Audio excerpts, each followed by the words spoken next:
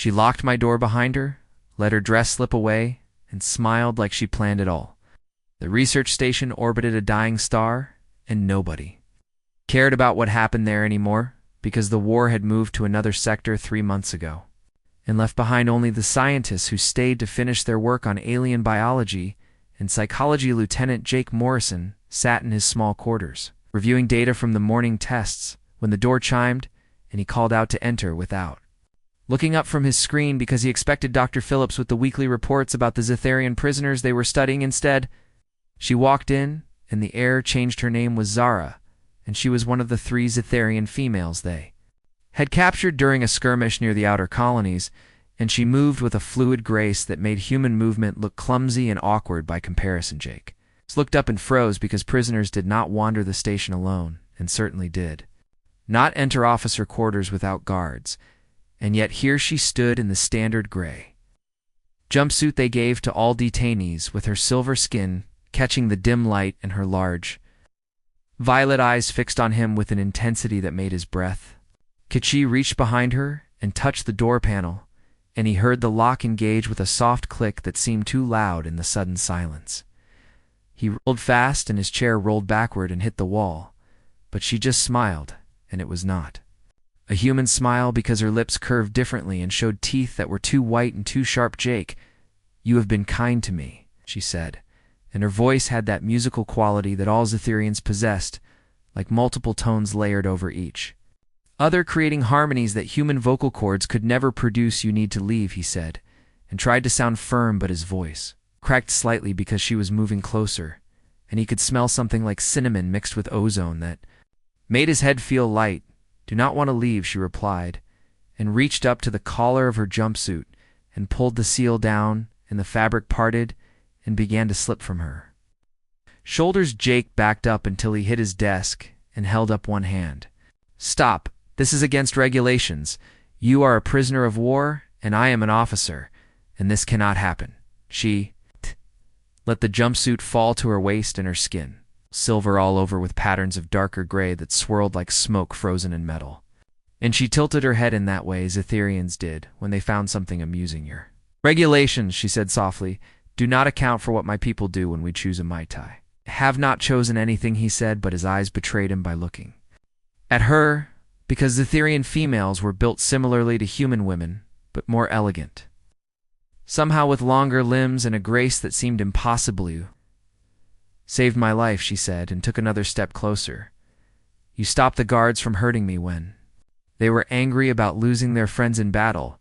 You brought me books in my language. You spoke to me like I was a person and not just an enemy. That was just basic decency." He managed to sigh a moan.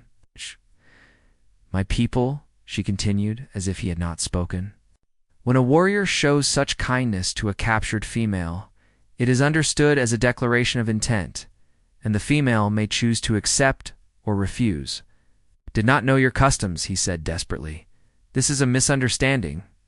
She smiled again, and this time it looked almost sad.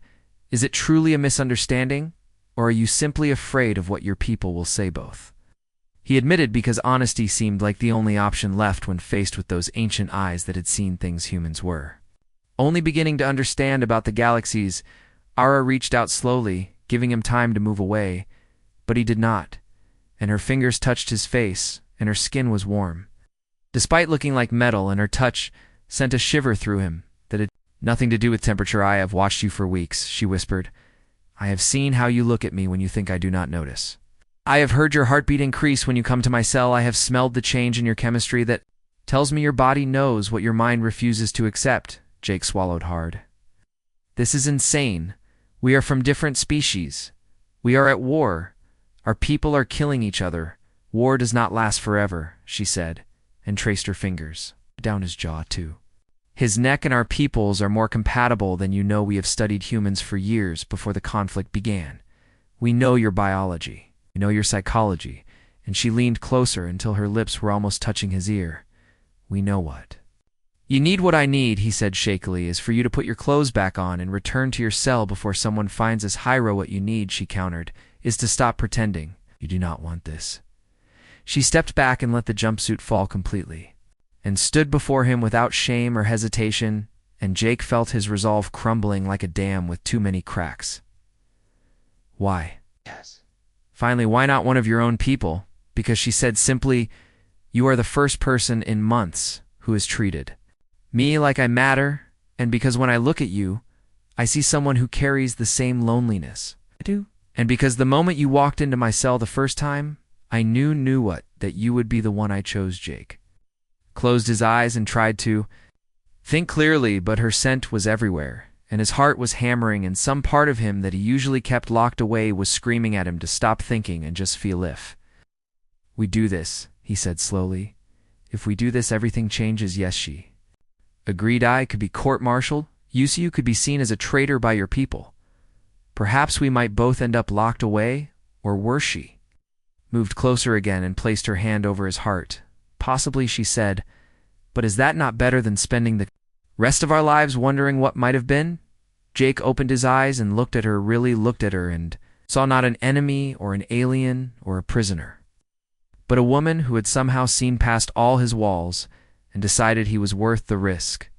"It's crazy," he said, but his hand came up and touched her waist, and her skin was soft and warm and real. She smiled, and it was genuine this time, full of relief and hope and something that might have been love or the beginning of it, most things worth having are. He pulled her close and kissed her, and it was strange at first because her lips were not quite the same shape, and her mouth tasted like starlight and electricity, but then it became natural, as if their bodies knew something their minds had not yet accepted. Zara made a sound that was half purr, half sigh, and wrapped her arms around him, and he felt her relax against him as if she had been holding tension for months and could finally let it go. They moved to his narrow bunk, and he was clumsy because nerves made his hands shake, but she was patient and guided him with touches and whispers and showed him that the differences between their species were small compared to the things that were the same afterward. They lay tangled together in the dim light, and Jake traced the swirling patterns on her skin and wondered how he had gone from following orders to breaking every rule that mattered in the span of an hour.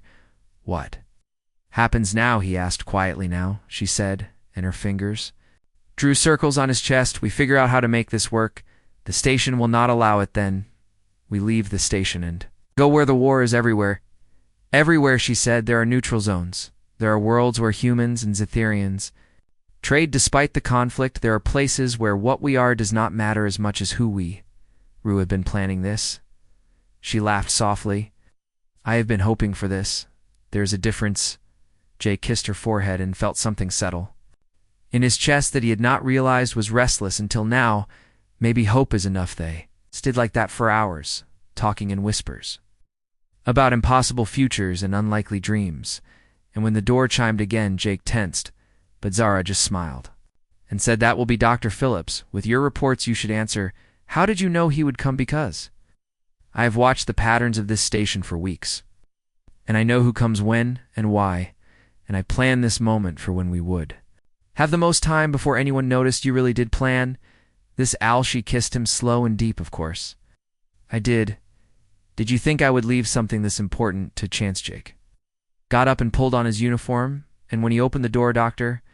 Phillips looked surprised to see him dressed, but awake, and did not notice Zara hiding in the small bathroom alcove. The coacher handed over his datapad with the weekly reports and left without asking questions, and Jake locked the door again, leaned against it, and started laughing because the absurdity of the situation had finally caught up with him. Zara emerged from hiding still unclothed and tilted her head. "What is funny?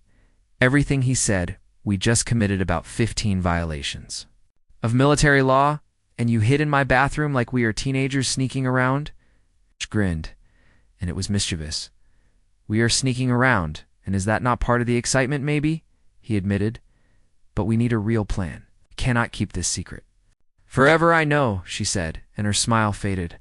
"I know, but give me tonight.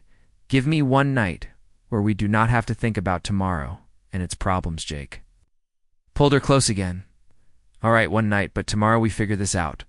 "Tomorrow," she agreed, and kissed him until he forgot why he had been worried. They spent the night learning each other in ways that had nothing to do with physical intimacy and everything to do with understanding And Jake told her about growing up on Earth, about his family, about why he joined the military and what he hoped to do when the war ended. Zara told him about her homeworld, about the crystal forests that sang in the wind, about her sisters who had died in the first human